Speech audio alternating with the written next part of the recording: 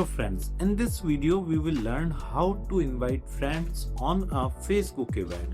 Like I hope you have already created a Facebook event. If not and you want to learn how to create an event on Facebook, then kindly visit our YouTube channel and check out the meta ads playlist and you can learn it from there, like how to create a Facebook event. Right now we are going to learn how to invite friends of Facebook in a Facebook event, right? So as you can see, I'm on my Facebook, right? I'm logged into Facebook, and in the left side, on the home page, in the left side there are options, and we need to click on events. We need to select our event, and here you will find an option of invite.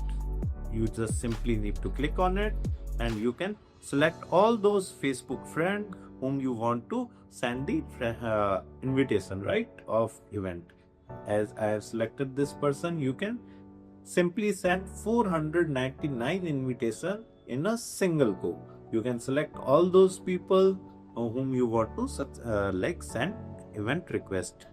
As you can see, I have selected few people, and whenever I will click on send invitation, those particular person will receive a Facebook notification where they can simply accept the invitation of event or reject the invitation of event. So in this manner you can send invitation to your Facebook friends.